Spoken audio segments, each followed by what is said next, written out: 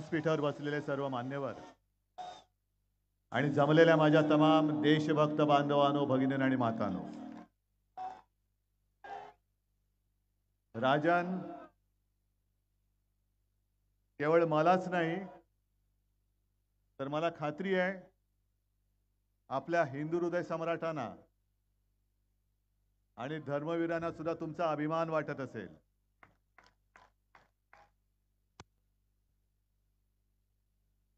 कारण ठाणे आणि शिवसेना, शिवसेनेचे ठाणे, ठाण्याची शिवसेना,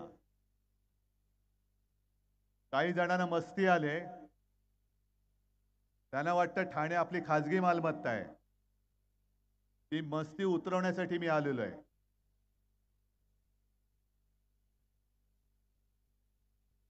आणि आज मला खात्री पटली की केवळ मी एकटाच नाही तर तुम्ही सगळे त्याचसाठी आलेला आहात.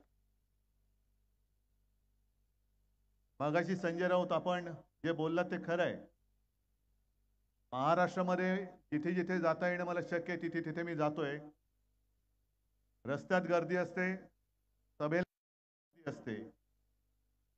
परभणीची सभा काय, हिंगोलीची सभा काय, कालची धाराशिवची सभा, कोल्हापूरची सभा, हातकणंगले, सगळ्याच सभा. आणि कालची धाराशिवची जी सभा होती, अंगावरती रोमांच यावा, लाखो लोक, आणि आपण आईचा गोंधळ घालतो. ती आई तुळजाभवानी गोंधळाला आली होती, असंच त्या सभेचं स्वरूप होतं. लोक पेटलेत, लोक चिडलेत, वाट बघतायत तरी एकदा आमच्या मतदानाची तारीख येते आणि यांना रिटायर नाही, गेट आउट करण्यासाठी लोक आतुरलेली आहेत. गेट आउट, तडीपार. किती मस्ती आले. एक तर यांच्यामध्ये हिंमत नाही समोरासमोर लढायची. आणि माझ्या साध्या साध्या शिवसैनिकाला जो निष्ठावान आहे, तुमच्या पैशाने तो विकत घेतला जात नाही. आज सुद्धा त्यांचे संदेश येत आहेत, ये तुला सगळं सोडून देतो. पण मडवी तुरुंगात आहेत, भाजपात किंवा मिंद्याकडे जायला तयार नाहीत. आणि बघू ना आपण यांच्या तुरुंगाच्या भिंती किती मजबूत आहेत. कायद्याच्या दृष्टीने बोलतोय, तुरुंग नाही फोडणार मी, तुरुंग तसाच ठेवणार आहे. कारण उद्या ज्यांनी माझ्या मडवीला तुरुंगात टाकलं त्याला मी त्या तुरुंगात टाकणार आहे. संजय राऊत पण तसेच नाही झुकला. काय कराल, तुरुंगात टाकाल ना, टाका, बघू तुमच्या तुरुंगाच्या भिंती किती जाड आहेत. आणि मला अभिमान आहे की तो स्वातंत्र्याच्या आधीचा काळ संपूर्ण देश प्रवाहपतीत झाला होता. कोणी नाही, कोणी इंग्रजांच्या विरुद्ध बोलायला तयार नव्हतं. तेव्हा एक महाराष्ट्राचा सुपुत्र त्यांनी ठणकावून विचारलं होतं आणि सांगितलं होतं भर कोर्टात, स्वराज्य हा माझा जन्मसिद्ध हक्क आहे आणि तो मी मिळवणारच. त्या लोकमान्यांना सुद्धा अभिमान वाटत असेल की अरे तो माझा महाराष्ट्र आज सुद्धा जागा आहे, आज सुद्धा ज्वलंत आहे. असंतोषाचे जनक या लोकमान्यांनी महाराष्ट्रात जन्म घेतला, तो महाराष्ट्र आज सुद्धा जो संपूर्ण देशात असंतोष भडकलेला आहे, त्या असंतोषाचा जनक हा लोकमान्यांचा महाराष्ट्र आज सुद्धा आहे. पण तेव्हा सरकारचे डोके ठिकाणावर आहे काय, हा प्रश्न त्यांनी विचारला होता, तो सुद्धा मराठीतनच. आजच्या सरकारला डोकंच नाहीये, त्या डोक्याच्या जागी नुसता खोका आहे हे आम्हाला माहिती आहे. हे खोकेबाज सरकार आहे, डोकेबाज सरकार नाहीये. आणि मी दर सभेत सांगतोय, ही माझी शिवसेना माझी वडिलोपार्जित संपत्ती आहे. हे माझे निवडणूक रोखे आहेत जे मी या निवडणुकीत वटवणार आहे. हे माझे निवडणूक रोखे आहेत. आणि या निवडणूक रोख्यांवरती मोदीजी तुम्ही किती जुलम जबरदस्ती करा, यातलं एक सुद्धा बोगस नाही निघणार. हे सगळे अस्सल मर्द, जीवाला जीव देणारे हे शिवसैनिक मला शिवसेना प्रमुखांनी जोडून दिलेले आहेत. आणि तुम्हाला काय वाटतं, या शिवसेनेने 2014 आणि 2019 मध्ये मोदीजी तुम्ही विसरला असाल, तुम्ही कालच्या किंवा परवाच्या तुमच्या मुलाखतीत बोललात की उद्धवजींबद्दल मला प्रेम आहे. मी काय ऐकलं नाही. पण तुम्ही कदाचित विसरला असाल की 2014 साली भाजपाने जेव्हा तुमचं नाव ठरवलं की देशाच्या पंतप्रधानपदी नरेंद्र मोदींचं नाव उमेदवार म्हणून सुचवूया, तुमचे तेव्हाचे अध्यक्ष होते राजनाथ सिंग, त्यांनी मला फोन करून विचारलं होतं, उद्धवजी आपकी क्या सलाह है? आणि ते पाप मी केलं होतं. मगाशी जसं जितेंद्र थोबाडीत मारून गेले, त्यांनी या इथल्या गद्दाराचं नाव तेव्हा सुचवलं होतं म्हणून एक थोबाडीत मारली. मी किती मारून घ्यायला पाहिजे माहित नाही मला, पण ते पाप माझ्याकडनं नकळत झालं होतं. तेव्हा शिवसेना तुम्हाला चालत होती, तेव्हा उद्धव ठाकरे कोण आहे हे तुम्हाला माहिती होतं. आज असं काय झालं, बिनसलं. आणि 14 साली तरी काय बिनसलं होतं की तुम्ही ज्या शिवसेनेचा पाठिंबा घेतलात, तो उद्धव ठाकरे तेव्हाही पक्ष प्रमुख होता, 2019 ला होता आणि आज सुद्धा आहे. आणि जे माझ्या असली शिवसेनेला नकली म्हणतात, ती बेअकली माणसं मी महाराष्ट्रामध्ये सहन करणार नाही. ही माझी शिवसेना असली आहे. आमचं नाणं खणखणीत आहे, ठणठणीत आहे. मोदींसारखं तकलादू नाहीये. मोदींचं नाणं महाराष्ट्रामध्ये चालत नाही, म्हणून तुम्हाला माझ्या वडिलांचा फोटो बाजूला लावावा लागतोय. एक काळ असा होता, हे आपल्याला हिणवत होते की तुम्ही जे काही निवडून आलात, तुमचे जे काही खासदार आले निवडून, ते तुम्ही मोदींचे फोटो लावले होते म्हणून निवडून आले. मग मी माझ्या वडिलांचा फोटो लावून निवडणूक लढतोय. इथले जे गद्दार आहेत, घटनाबाह्य मुख्यमंत्री, त्यांनी त्यांच्या वडिलांचा फोटो लावून निवडणूक लढून दाखवावी, होऊन जाऊ दे. आणि राजकारणातले तुमचे बाप जर मोदी असतील तर त्यांचा फोटो लावा. हिंदू हृदय सम्राटांचा लावू नका, तेवढी तुमची पात्रता नाही, तुमची योग्यता नाही. कारण गद्दार म्हटल्यानंतर त्या गद्दाराच्या हातामध्ये भगवा झेंडा आणि शिवसेना प्रमुखांचा फोटो त्यांच्या बाजूला हा शोभत नाहीये. ही संघटना ही मर्दांची संघटना आहे. आजपर्यंत तुमच्या सगळ्या गोष्टी आम्ही सहन करत आलो. आता अचानक तुम्ही जे काही सांगता आहात, तुम्ही लोकांमध्ये संभ्रम निर्माण करताय. माझ्या कोणाच्या लोकांमध्ये संभ्रम नाही झाला, पण भाजपच्या लोकांमध्ये संभ्रम झालाय की नेमकं उद्धव ठाकरेचं करायचं काय. आणि आज तिकडे आपल्या सीमा असुरक्षित आहेत. लेह लडाख मध्ये पेटलेलं आहे, मणिपूरमध्ये पेटलेलं आहे, काल परवाकडे काश्मीरमध्ये पुन्हा हल्ला झाला. का हो तुम्ही 370 कलम काढलत ना. मध्ये अमित शाह येऊन गेले आणि बोलून गेले की आम्ही 370 कलम काढलं, त्याच्याबद्दल उद्धव ठाकरेंचं काय मत आहे. अहो तुम्हाला मी जाहीर पाठिंबा दिला आहे, कारण काश्मीर हा माझ्या हिंदुस्थानचा अविभाज्य घटक आहे, तो तोडू शकत नाही कोणी, म्हणून आम्ही तुम्हाला पाठिंबा दिला. पण त्याच काश्मीरमध्ये जवानांवरती आजही हल्ले होत आहेत. पण 10 वर्ष तुम्ही खुर्च्या उभवताय, अजूनही माझा काश्मीर हा सुरक्षित तुम्ही का करू शकला नाहीत. जसं तो पुलवामाचा हल्ला झाला, सत्यपाल मलिक यांनी तुमचं बिंग फोडलं. जे सैन्य आपल्या देशासाठी प्राण तळ हातावरती घेऊन सीमेवरती लढायला तयार असतात, त्यांना तुमच्या नादानपणामुळे जीव गमवावा लागला. राज्यपाल सत्यपाल मलिकांनी तेव्हाही सांगितलं होतं की यांना रस्त्याने जाऊ देणं हे धोकादायक आहे, हल्ला होऊ शकतो. अहो मोदीजी फोटोग्राफी मी करतो, ती सुद्धा हल्ली करत नाही मी. पण त्यावेळेला बरोबर तुम्ही जिम कॉर्बेटमध्ये फोटोग्राफी करत होतात आणि सत्यपाल मलिकांनी सांगितलं की त्यांनी जेव्हा त्यांना संपर्क केला तेव्हा त्यांनी सांगितलं की आप चुप रहो. नेमकं काय झालं, त्या सत्यपाल मलिकांनी जे काय तुमचं सगळं ढोंग उघड केलेलं आहे त्याच्याबद्दल तुम्ही का अजून बोलत नाही आहात. काय असं तुम्ही नेमकं देशासाठी केलं तरी काय. आमच्यावरती तुम्ही बोलता. मगाशी माझी रायगडमध्ये सभा झाली अलिबागला.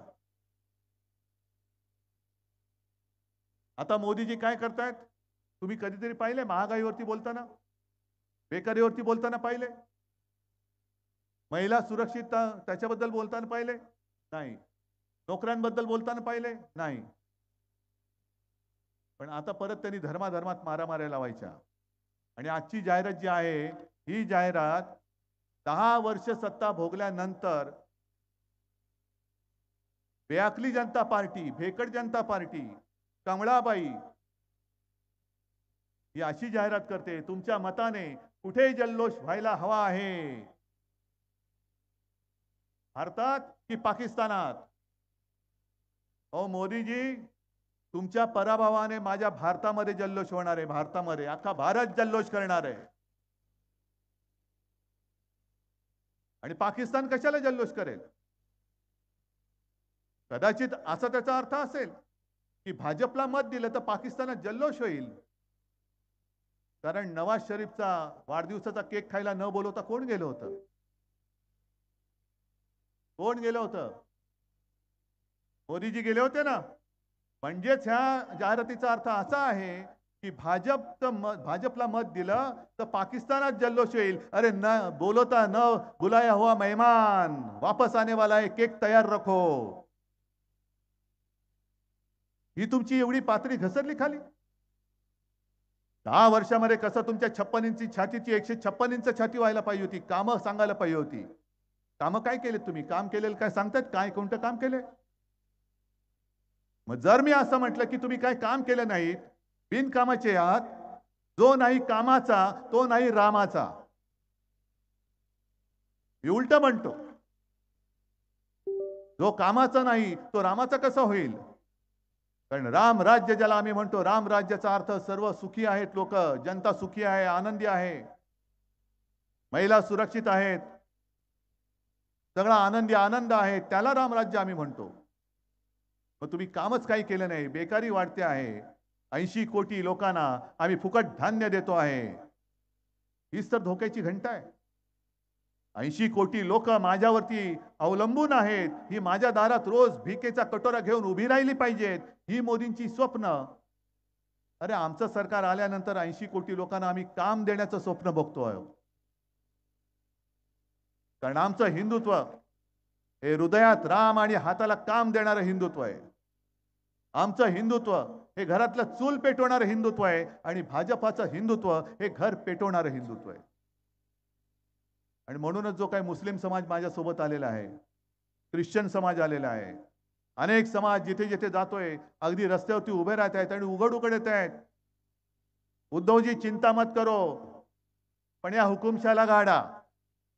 का लोक तुम्हाला, एक जमाना असा होता की लोक जे ओरडायचे मोदी मोदी, आता हुकुमशाह बोलतायत तुम्हाला.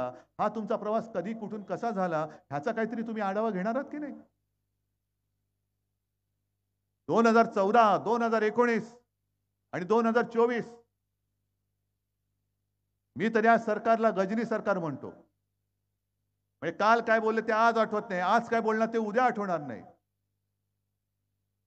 आणि नकली सेना तुम्ही म्हणताय याचा अर्थ अजूनही आपल्या शिवसेनेचा निर्णय हा सर्वोच्च न्यायालयाने दिलेला नाही. सर्वोच्च न्यायालयामध्ये आपली केस चालू आहे. पण ह्यांच्याकडे धुणीभांडी करणारे सगळे निवडणूक आयुक्त. होय, मी धुणीभांडी करणारच म्हणतोय. काय कारवाई करणार तुम्ही? कारण शिवसेना हे नाव माझ्या आजोबांनी दिलेलं आहे, निवडणूक आयुक्तांनी दिलेलं नाही. तुम्ही माझं चिन्ह चोरून देऊ शकता, कारण तो चिन्ह देणं हा तुमचा अधिकार आहे. पण माझं नाव जर का तुम्ही चोरून दुसऱ्याला देणार असाल तर निवडणूक आयोगाचं नाव, त्या आयुक्ताचं नाव सुद्धा मी धोंड्या ठेवलेलं आहे. हे धोंड्या चालेल, पण तुम्ही सरकारी यंत्रणा वापरलीत, निवडणूक आयुक्ताला धुळीभांडी करायला लावलं. त्या लवादाला, तो लवाड नार्वेकर, त्याला बसवलं. म्हणजे याचा अर्थ काय झाला की क्रिकेटमध्ये तुमचं दांडकं उडालं तर तुमचा अंपायर सांगतो 6. अरे दांडकं उडालं ना, नाही नाही अंपायर सांगतो सिक्सर आहे. हे एवढं सगळं तुम्ही खोटं काम केल्यानंतर आम्ही सर्वोच्च न्यायालयात गेलोय. सर्वोच्च न्यायालयामध्ये केस दाखल झाले. सर्वोच्च न्यायालयाने यांची कानफटं फोडलेली आहेत. कोश्यारी सकट सगळ्यांची कानफटं फोडलेत. कोश्यारीने म्हणजे तुमचा दुसरा नोकर, ज्याने येऊन महाराष्ट्राच्या राज्यपाल पदाचा अपमान केला, छत्रपती शिवाजी महाराजांबद्दल बोलले, फुल्यांबद्दल बोलले, तरी सुद्धा तुम्ही त्याला सहन केला. आणि तेव्हा हे शेपूट घालणारे सगळे लाचार गँग, गोल्डन गँग नाही, लाचार गद्दार गँग ही गप्प बसून राहिली. महाराजांचाच अपमान झालाय ना, मोदींचा नाही ना झाला. फुलांचा महात्मा फुलेंचाच झालाय ना, मोदींचा नाही ना झाला. तुम्ही नाव त्यांना काढून दिलं, सगळं काढून दिलं.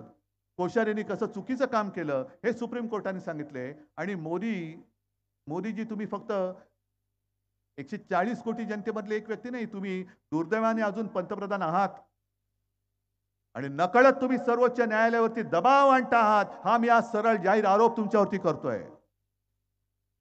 म्हणजे सर्वोच्च न्यायालयाने शिवसेनेच्या बाबतीत काय निकाल द्यायला पाहिजे हे तुम्ही नकळत सांगते की नकली सेना, नकली सेना. का नकली सेना? ही सगळी लोक जमलेली आहेत. संपूर्ण राज्यामध्ये लाखो लोक उसळतायत आणि सुप्रीम कोर्टाने सांगितले की लोकप्रतिनिधींच्या संख्येवरती पक्ष कोणाचाही ठरवता येत नाही. तरी देखील तुम्ही आम्हाला नकली सेना म्हणताय. म्हणजे सर्वोच्च न्यायालयावरती तुम्ही दबाव आणत आहात. किती आणाल दबाव? अरे आम्ही हातामध्ये मशाल घेतले. जेव्हा हातात कमळ घेतलं होतं तेव्हा तुम्ही सुखावला होतात. आता मशाल कशी जाळून टाकते, काय जाळते ते तुम्हाला कळेल. आणि तुम्ही माझा धनुष्यबाण चोरलात. महाराष्ट्राच्या अस्मितेवरती तुम्ही वार केलात. शिवरायाच्या पवित्र भगवेला तुम्ही गद्दारीचा कलंक लावलात. तुम्ही माझं धनुष्यबाण काढून तुम्ही गद्दाराला दिलं. आता हा महाराष्ट्र तुमची पंतप्रधान पदाची खुर्ची खाली केल्याशिवाय राहणार नाही. खुर्ची तुमची खेचून घेतल्याशिवाय महाराष्ट्र स्वस्थ बसणार नाही. आणि ही ताकद महाराष्ट्र दाखवू शकतो. महाराष्ट्रामध्ये 48 जागा आहेत. 48च्या 48 जर आपल्या महाविकास आघाडीच्या निवडून आल्या तर पहिलं तिथेच त्यांचं सरकार गडगडतंय. तिकडेच गडगडतंय. हे काम एकटा महाराष्ट्र करू शकतो. जर आपण ठरवलं. आजपर्यंत ज्या निवडणुका झाल्या त्याच्यामध्ये तर संपूर्णपणे मला माहिती आहे की या भाकड जनता पक्षाची जागा येत नाही निवडून. पण आता उद्या परवाचा एक टप्पा आहे, परत एक टप्पा आहे, त्याच्यानंतर एक टप्पा आहे. या टप्प्यामध्ये जर तमाम महाराष्ट्राने ठरवलं की ह्या कमळाबाईला एक सुद्धा जागा द्यायची नाही तर मोदींचं सरकार असंच महाराष्ट्रामध्येच गाडून टाकतोय आपण. ही महाराष्ट्राची ताकद आहे. आजपर्यंत आम्ही तुम्हाला भरभरून दिलं. 40, 41, 42 खासदार हे एकट्या महाराष्ट्राने तुम्हाला दिलं. म्हणून मोदीजी तुम्ही त्या खुर्चीपर्यंत पोहोचू शकलात, त्या खुर्चीवरती बसलात. पण एवढं महाराष्ट्राने सगळं भरभरून दिल्यानंतर तुम्ही माझा भरलेला महाराष्ट्र ओरबाडायला लागलात. आम्ही काय मागत होतो तुमच्याकडे? माझ्या महाराष्ट्रामध्ये जे उद्योगधंदे आम्ही आणत होतो, आमच्या महाराष्ट्रामध्ये जे उद्योगधंदे होते हे तुम्ही सगळे ओरबाडून तुमच्या गुजरातमध्ये नेलेत. गुजरात जणू काही संपूर्ण देश म्हणजे यांचा गुजरात. मी गुजरात बद्दल काही द्वेष व्यक्त करतो अशातला भाग नाही. गुजरात सुद्धा माझाच आहे, गुजरात आपलाच आहे. मी सुद्धा मुख्यमंत्री होतोच. आणि तुम्ही सांगा मी कधी मुख्यमंत्री होतो त्या काळामध्ये जात पात धर्मामध्ये भेदभाव करून दाखवला होता का? केला होता? कधीच केलेला नव्हता. पण तुम्ही ते करतात. आपलं इंडिया आघाडीचं सरकार आल्यानंतर गुजरातच्या हक्काचं काय असेल ते आम्ही गुजरातला देऊ, जरूर देऊ. तिकडे अगदी कंजूसी करणार नाही. पण गुजरातची भरभराट करताना जर तुम्ही महाराष्ट्राच्या तोंडातला घास काढून गुजरातला भरवणार असाल तर तो हात कोणाचाही असला तरी तो आम्ही कापून टाकल्याशिवाय राहणार नाही. ही महाराष्ट्राची शपथ आहे. काय समजता काय महाराष्ट्राला? आता राजन तुम्ही गाणं लॉन्च केलं, खरंच कौतुक आहे. त्या शिवसैनिकांचं कौतुक आहे. तुमचं आधीचं सुद्धा गाणं मला फार आवडलं, लोकांना सुद्धा फार आवडलेलं आहे. आणि शिवसेनेचं एक गाणं आपण सादर केलं. निवडणूक आयोगाला सादर केल्यानंतर त्यांनी एक असं आळ करून दिलं एका शब्दाभोवती. कोणता शब्द? जरा जोराने अजून. जय भवानी, जय शिवाजी. हा महाराष्ट्राबद्दलचा आकाश. आम्ही जय श्रीराम आम्ही बोलतो, बजरंग बली की जय आम्ही सुद्धा बोलतो. आमचे सुद्धा ते देव आहेत. पण भवानी माता ही आमचा आत्मा आहे. भवानी माता आमचा आत्मा आहे. आणि हा भटकता आत्मा नाही. या मातीमध्ये तेज जन्माला घालणारा तो आत्मा आहे. अरे ज्या तेजाने जो औरंगजेब इकडे आला होता तो राज्य काबीज करायला, त्याला वाटलं होतं छत्रपती शिवाजी महाराज नाही आहेत. संभाजी महाराजांना दगाबाजी करून हाल हाल करून त्यांची हत्या केली. आता महाराष्ट्र संपला, पण त्याला महाराष्ट्राचं पाणी कधी कळलं नाही. 27 वर्ष महाराष्ट्राची झुंजला. आग्र्यावरनं जो आला 27 वर्षात महाराष्ट्रामध्ये राहिला, पुन्हा त्यांनी आग्रा कधी पाहिला नाही. हे महाराष्ट्राचं वैशिष्ट्य आहे. तेव्हा मोदीजी तुम्ही सभा घेताय, घ्या. माझं तर म्हणणं आहे 27 सभा घ्या, 270 सभा घ्या, 400 पार सभा घ्या आणि महाराष्ट्र जिंकून दाखवा. या 400 पार सभा महाराष्ट्रामध्ये घ्या, गल्ली बोळामध्ये जा, अगदी या मैदानात येऊन सुद्धा सभा घ्या आणि महाराष्ट्र जिंकून दाखवा. महाराष्ट्र एक तर कोणावरती वार करत नाही.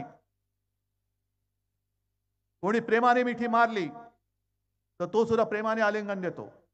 पण जर का महाराष्ट्राच्या पाठीत वार झाला तर महाराष्ट्र वाघ नख बाहेर काढल्याशिवाय राहत नाही. ही माझी वाघ नख आज महाराष्ट्रामध्ये बाहेर काढलेली आहे. ही वाघ नख आहेत.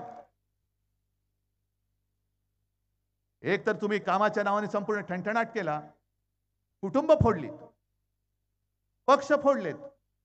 काय केलं काय तुम्ही? कोरोना काळामध्ये जे काम महाराष्ट्राने केलं, माझं नाव मुख्यमंत्री नंबर 1 म्हणून झालं, ते माझ्यामुळे नाही, तुमच्यामुळे झालं आणि शासन यंत्रणेमुळे झालं. तुम्ही सगळ्यांनी सहकार्य केलं म्हणून संपूर्ण देशात महाराष्ट्राच्या मुख्यमंत्र्याचा नंबर 1 होता. आणि महाराष्ट्र इकडे कोरोनाशी लढत असताना तुम्ही टीव्हीवर यायचे, दिवे लावा, ताटं बडवा, कोलांट्या उड्या मारा, बेडूक उड्या मारा, घरंगळत जा, हे असे चाळे. अरे संपूर्ण जग हसत होतं की हे मोठं संकट आल्यानंतर एका देशाचा पंतप्रधान थाळ्या बडवायला सांगतोय. मोदीजी जेव्हा तुम्ही रिकाम्या थाळ्या बडवायला सांगत होता तेव्हा मी मुख्यमंत्री म्हणून इथल्या माझ्या गोरगरिबाला 10 रुपयामध्ये भरलेली थाळी शिवभोजन म्हणून देत होतो. मोदीजी ज्या वेळेला तुमच्या गुजरातमध्ये सार्वजनिक चिता पेटल्या जात होत्या, तुमच्याच काळातल्या तुमचंच उत्तर प्रदेश मधलं सरकार आहे, त्या सरकारमध्ये गंगेमध्ये प्रेत बेवारशासारखी फेकून दिली जात होती, तेव्हा मी आणि माझं महाविकास आघाडीचे सगळे सोबती एकाही शवाची आम्ही कुठेही विटंबना होऊ न देता त्याला जेवढं काही करता येणं शक्य असेल ते सगळे संस्कार करून आम्ही दहन करत होतो किंवा दफन करत होतो. एक सुद्धा माणूस उपचारावे नाही, कोणालाच नाही. आटोकाट प्रयत्न केले, रात्रीचा दिवस दिवसाची रात्र काही बघितलं नाही. पण आता तुम्ही जे काय सांगताय की मुंबईमध्ये खिचडी घोटाळा झाला, इकडे हा घोटाळा झाला, पहिला तुमच्या पीएम केअर फंडामध्ये किती घोटाळा झाला बघा, कारण तो सुद्धा तुम्ही त्याच काळात जमा केलेला आहे. पीएम केअर फंड म्हणजे काय, पीएमचा अर्थ काय, नक्की त्याचा मालक कोण? आणि मोदीजी उद्या तुम्ही पंतप्रधान नसणार, मग तो फंड कोणाच्या हातामध्ये जाणार आहे त्याची तर मोजदाद करायची नाही, कारण तो खाजगी फंड आहे. मग खाजगी फंडाचं नाव पीएम केअर फंड ठेवू शकतो? आम्ही सुद्धा काढतो काहीतरी पीएमच्या नावाने, देतील लोक पैसा, चौकशी कशी करता बघतो, कारण तो आमचा खाजगी फंड आहे. इतर वेळेला तुम्ही प्रत्येकाच्या संपत्तीवरती अगदी गळ्यातल्या मंगळसूत्राकडे तुम्ही लक्ष देता, पण पीएम केअर फंडाच्या सगळा जो काही मोठा घोटाळा झालेला आहे त्या घोटाळ्याबद्दल तुम्ही का नाही बोलत? तुम्हाला सगळ्यांना जे काय घाबरवलं जात आहे की तुमची संपत्ती ज्याला मुलं जास्त होणार त्याच्यामध्ये वाटून टाकणार. संजय बाकीच्या उद्योगपतींचं सोडा, ह्या पीएम केअर फंडामधले जमलेले पैसे जरी गरिबांना वाटले तरी यांच्या खात्यामध्ये कितीतरी लाख रुपये येतील. आणि सगळ्यात जास्त मुलं म्हणजे जास्त मुलं होतील त्यांना संपत्ती वाटणार. मोदीजी तुम्हाला कोणाला किती मुलं होतात त्याच्यात करायचं काय? अहो राजकारणामध्ये भाजपला मुलं होत नाही त्याला मी काय करू, माझा दोष थोडीच आहे.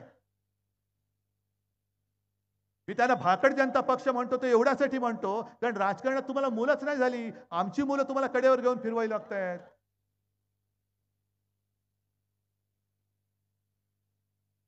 पण तुम्ही नेत्या तेवढी घेऊन जा, आमच्याकडे मुलांची कमतरता नाही, आमच्याकडे मुलं होतच असतात. उलट घेऊन जाल तेवढी बरी, नवीन मुलं आणखीन तयार होत आहेत. कारण हा निसर्गाचा नियम आहे. निसर्गाचा नियम आहे. ही पानं सुद्धा सडलेली पानं ही झडलीच पाहिजेत, ती झडल्यानंतरच पुन्हा त्या फांदीवरती अंकुर फुटतात. तसे अंकुर माझे आता फोफावून वर आलेले आहेत, अंकुर फोफावून वर आलेले आहेत. अरे तुम्ही काय तोडाल? फुलं तोडाल, पानं तोडाल, पण माझ्या शिवसेनेची मुळं जी खालपर्यंत घुसलेत ती तुम्हाला उपटता येणार नाही, अजिबात नाही. तुमची 52 काय 152 कुळं उतरले तरी तुम्हाला ती मुळं उपटून नाही टाकता येणार. आणि ही लढाई ही गद्दारीच्या विरुद्ध तर आहेच, पण वचननामा म्हणून मी जे काय वचन तुम्हाला दिलेले आहे, जास्त नाही दिले मी. कारण राजन तुमचा तो कार्य अहवाल आहे ना, तो नुसता दाखवा आणि हा नुसता गद्दाराच्या छातीवर ठेवला ना, तरी त्याच्यामध्ये तो पुन्हा उठणार नाही. केवढा तो एवढा जाड जूड आणि जड आहे, दाखवा जरा. हे मलाच नाही उचलता येणार. हा आमचा कार्यसम्राट खासदार, निष्ठावान आहे. याच्या बरोबरीला येऊ शकतात?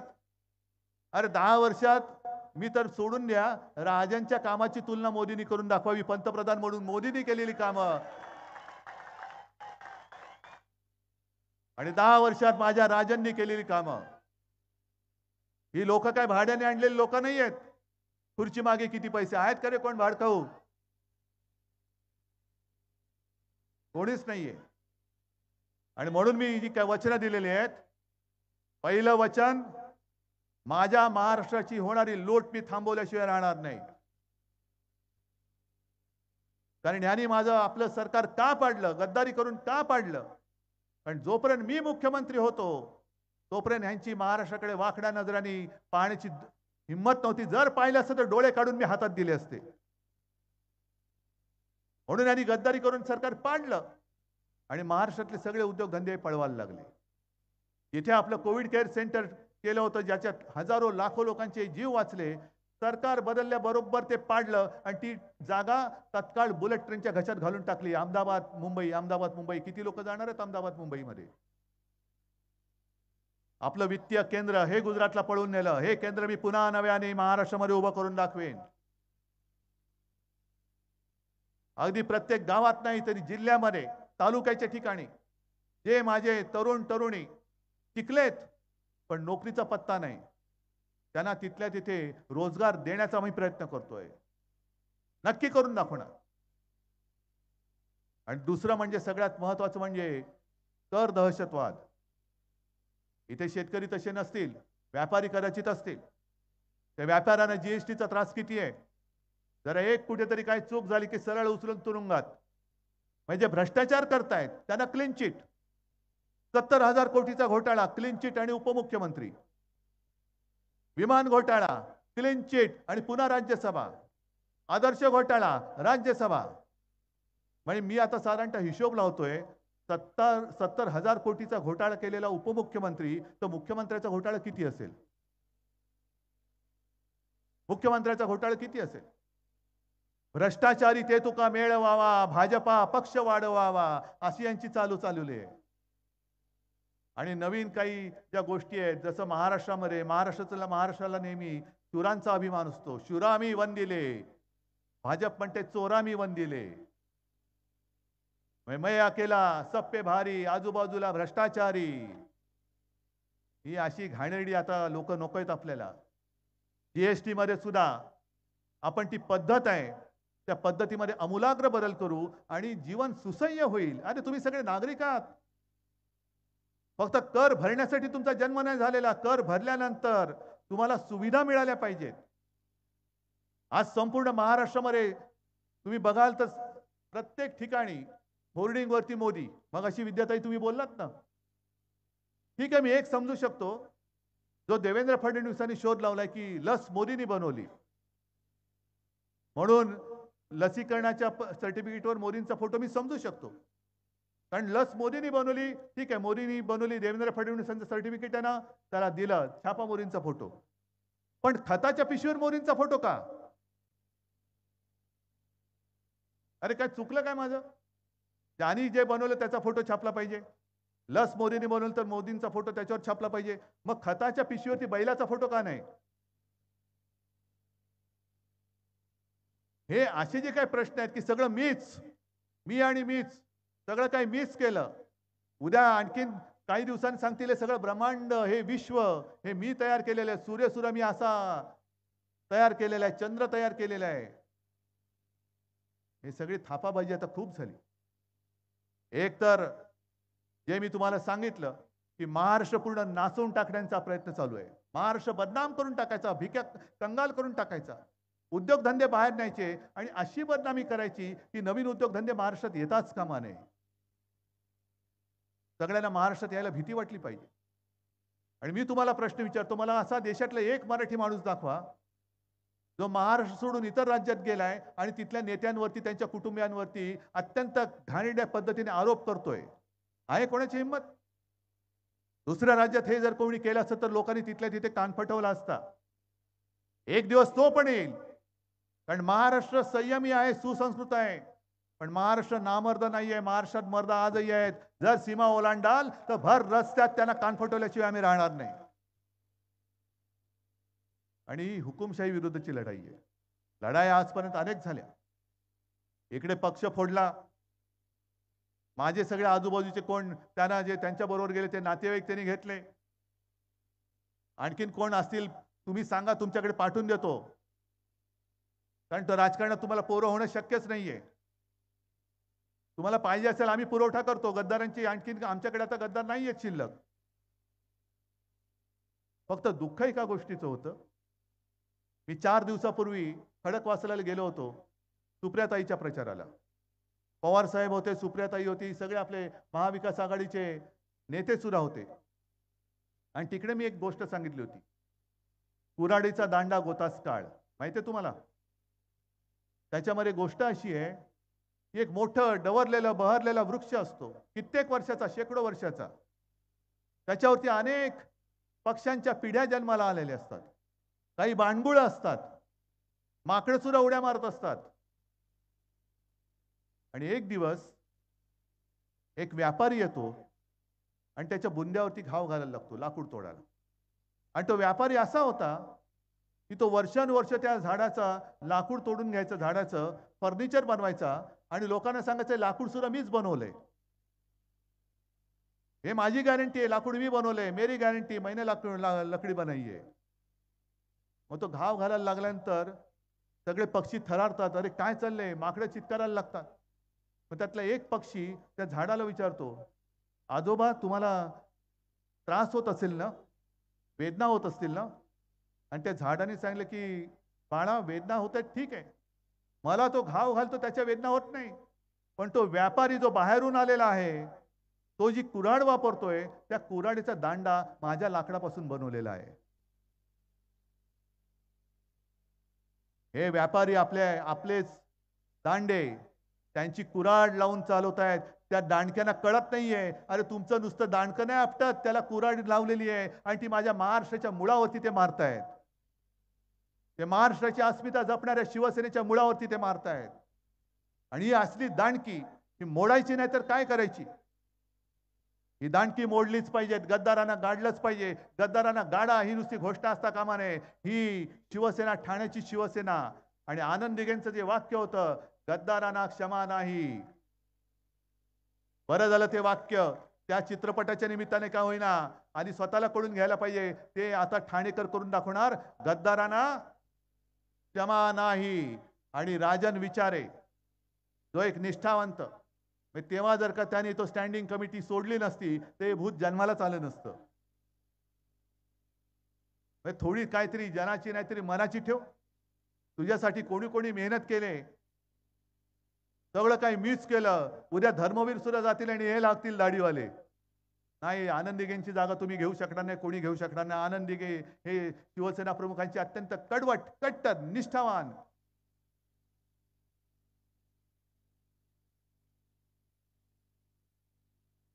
त्यांचा मृत्यू झाला पण त्यांनी भगवा सोडला नाही. ही याला म्हणतात निष्ठा, याला म्हणतात निष्ठा. आणि त्या निष्ठावान ठाणेकरांना निष्ठा काय असते हे शिकवण्याची नाही तर गद्दारांना दाखवण्याची वेळ आलेली आहे. आणि म्हणून मी तुम्हाला सगळ्यांना विनंती करत नाहीये, तर मला खात्री आहे की राजनचा विजय तर होणार आहेच, पण राजनचा विजय मला असा तसा नकोय. गद्दारांना पूर्ण डिपॉझिट जप्त करून मला तो विजय पाहिजे. फक्त गोंधळू नका. धनुष्यबाण चोराच्या हातात आहे. आपली निशाणी काय आहे? नक्की हातामध्ये मशाल घेऊन हा जो हुकुमशाह सूर आहे त्याच्या बुडाला धग लावायची. आता बुडाला हुकुमशाह सुराच्या. कोण हुकुमशाह सूर? ज्याचं त्यांनी समजून घ्यायचं. आणि दिल्लीवरती पुन्हा लोकसभेमध्ये आपल्या शिवसेनेचा अस्सल आणि एकमेव शिवसेनेचा कट्टर निष्ठावान शिवरायाचा पवित्र भगवा घेऊन राजन विचारेला पुन्हा दिल्लीमध्ये पाठवायचा आहे. धन्यवाद. जय हिंद, जय महाराष्ट्र.